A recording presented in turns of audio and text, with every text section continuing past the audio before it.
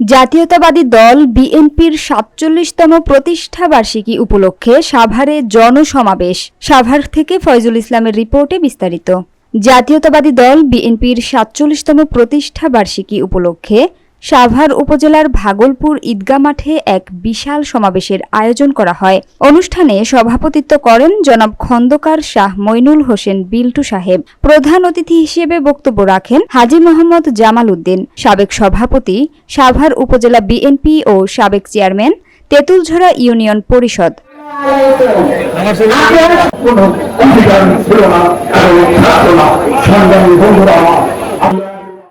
বিশেষ অতিথি হিসেবে উপস্থিত ছিলেন আলহাজ কফিল উদ্দিন, সাবেক উপজেলা চেয়ারম্যান ও সাধারণ সম্পাদক সাভার উপজেলা বিএনপি, হাজী মোহাম্মদ সাইফুদ্দিন সাইফুল, সাভার থানা বিএনপি, হাজী আব্দুল গফুর, সাধারণ সম্পাদক আশুলিয়া থানা বিএনপি, রাশেদুল আহসান রাশেদ, সাবেক সাংগঠনিক সম্পাদক ঢাকা জেলা বিএনপি, মোহাম্মদ বাসেদ দেওয়ান, সহসভাপতি আশুলিয়া থানা বিএনপি। এছাড়া আরও বক্তব্য রাখেন সাভার উপজেলার বিভিন্ন পর্যায়ের নেতৃবৃন্দ।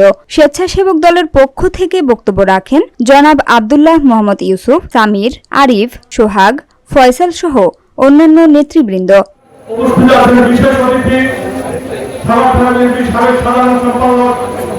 আমাদের জিন্দাবাদ, বাংলাদেশ জাতীয়তাবাদী দল বিএনপি জিন্দাবাদ।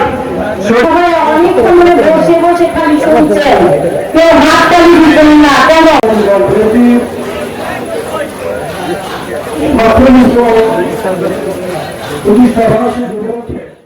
বক্তারা বলেন, ১৯৭৮ সালের আগে মানুষের বাক স্বাধীনতা ছিল না। শহীদ president Ziaur Rahman ১ September BNP প্রতিষ্ঠা করে দেশের মানুষের কথা বলার অধিকার ফিরিয়ে দেন। তারা অভিযোগ করেন, বিগত ১৭ বছরে আওয়ামী লীগের শাসনে সাধারণ মানুষ মুখ খুলতে পারেনি। এখন সময় এসেছে আওয়াজ তোলার। আগামী নির্বাচনে বিএনপি জয়লাভ করবে এবং তারেক রহমানের নেতৃত্বে দেশ গড়ে তুলবে।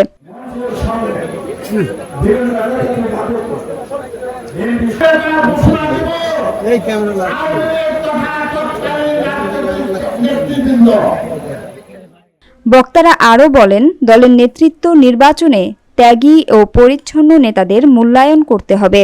যারা দুঃসময় মাঠে কর্মীদের সঙ্গে ছিলেন না, তারাই এখন নেতা সাজছেন।